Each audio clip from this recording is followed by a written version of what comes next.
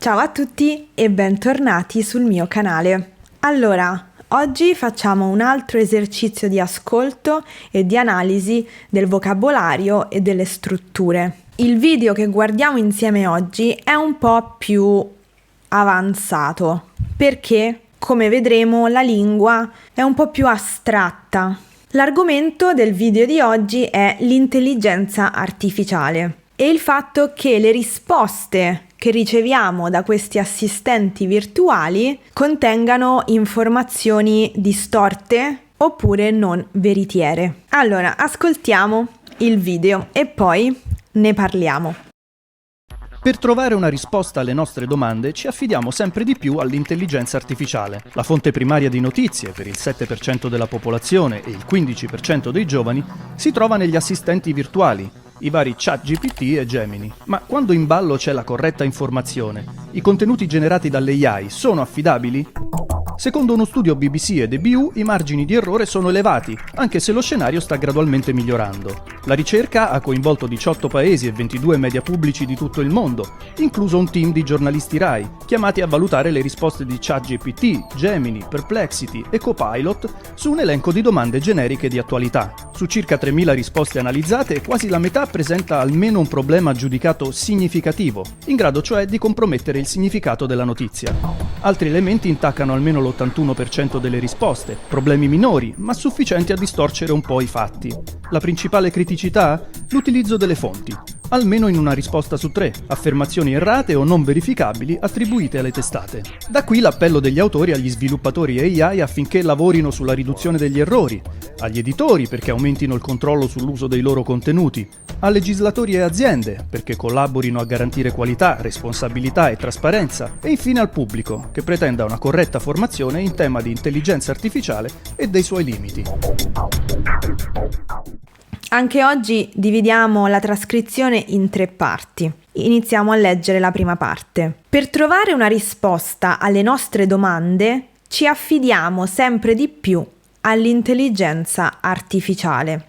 La fonte primaria di notizie per il 7% della popolazione e il 15% dei giovani si trova negli assistenti virtuali, i vari ChatGPT e Gemini. Ma quando in ballo c'è la corretta informazione, essere in ballo significa essere coinvolti. Potremmo anche parafrasare e dire: ma quando parliamo di corretta informazione, i contenuti delle intelligenze artificiali sono affidabili? Se io dico in ballo c'è la reputazione di qualcuno, significa che è coinvolta nella situazione, è implicata nella situazione la reputazione di qualcuno. Quindi questa è un'espressione idiomatica, essere in ballo o esserci in ballo, perché poi diciamo c'è in ballo. Secondo uno studio BBC e EBU, i margini di errore sono elevati, quindi significa che questi assistenti virtuali sbagliano molto nelle risposte. I margini di errore sono elevati, alti, anche se lo scenario sta gradualmente migliorando. La ricerca ha coinvolto 18 paesi e 22 media pubblici di tutto il mondo, incluso un team di giornalisti RAI, chiamati a valutare le risposte di ChatGPT, Gemini, Perplexity, Copilot, su un elenco di domande generiche di attualità. L'attualità sono le notizie del momento, no? L'attualità. Cosa succede in questo momento nel mondo? È attualità. In questo caso qui studio e ricerca sono sinonimi. Quindi uno studio è una ricerca. Riascoltiamo questa prima parte. Per trovare una risposta alle nostre domande ci affidiamo sempre di più all'intelligenza artificiale. La fonte primaria di notizie per il 7% della popolazione e il 15% dei giovani si trova negli assistenti virtuali, i vari ChatGPT e Gemini. Ma quando in ballo c'è la corretta informazione, i contenuti generati dalle AI sono affidabili? Secondo uno studio BBC e DBU, i margini di errore sono elevati, anche se lo scenario sta gradualmente migliorando. La ricerca ha coinvolto 18 paesi e 22 media pubblici di tutto il mondo, incluso un team di giornalisti RAI, chiamati a valutare le risposte di ChatGPT, Gemini, Perplexity e Copilot su un elenco di domande generiche di attualità. Leggiamo la seconda parte. Su circa 3.000 risposte analizzate, quasi la metà presenta almeno un problema giudicato significativo, in grado cioè di compromettere il significato della notizia. Quindi un problema giudicato significativo, un problema significativo è un problema grave, importante in termini di gravità. Altri elementi intaccano almeno l'81% delle risposte. Problemi minori, ma sufficienti a distorcere un po' i fatti. Intaccare in questo caso significa coinvolgere e distorcere significa manipolare. Si dice spesso distorcere la realtà, cioè manipolare la realtà, dire qualcosa che non è. La principale criticità? L'utilizzo delle fonti. Almeno in una risposta su 3 ci sono affermazioni errate o non verificabili attribuite alle testate. Affermazioni errate. Errate significa sbagliate, scorrette. E le testate sono le testate giornalistiche. Quindi, per esempio, il Corriere della Sera è una testata giornalistica. La testata fa riferimento alla prima pagina di un giornale in cui ci sono i titoli più importanti, ma anche il nome della pubblicazione giornalistica. Quindi, per traslazione si usa testata come sinonimo di giornali, pubblicazioni giornalistiche. Quindi che cosa ci dice? Che ci sono tanti problemi nelle risposte degli assistenti virtuali. La criticità principale, quindi il problema principale, è che in una risposta su 3 ci sono informazioni sbagliate oppure che non sono verificabili, ma che comunque vengono attribuite alle testate giornalistiche. Quindi si dice che questo giornale ha detto questa cosa, anche se non è vero.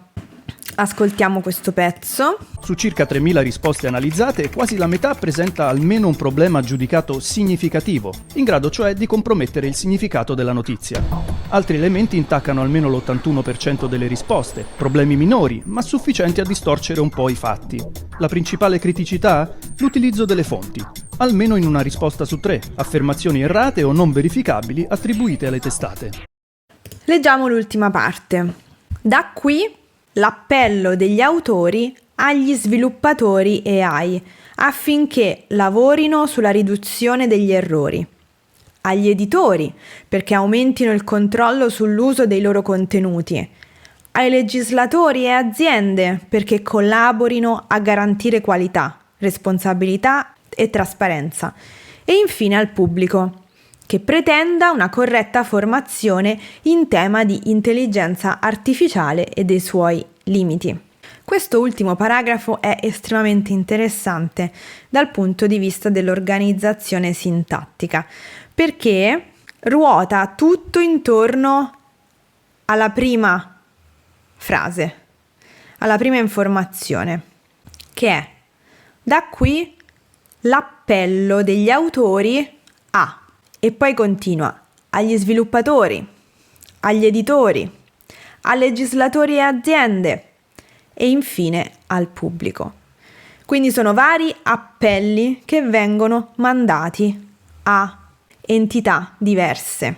E siccome appunto è un appello o sono vari appelli, le subordinate sono tutte introdotte da connettivi come affinché e perché, seguiti dal congiuntivo. La frase inizia con da qui, che significa: in seguito a tutto quello che è stato detto fino ad ora, cioè tutto il testo che abbiamo analizzato, gli autori di questo studio, di questa ricerca, fanno un appello, cioè chiedono agli sviluppatori dell'intelligenza artificiale di lavorare sulla riduzione degli errori. Gli autori della ricerca chiedono agli editori di aumentare il controllo sull'uso dei loro contenuti. Chiedono anche a legislatori e aziende di collaborare per garantire qualità, responsabilità e trasparenza. E infine chiedono anche al pubblico di pretendere una formazione corretta sull'uso dell'intelligenza artificiale. Questo è il senso del paragrafo.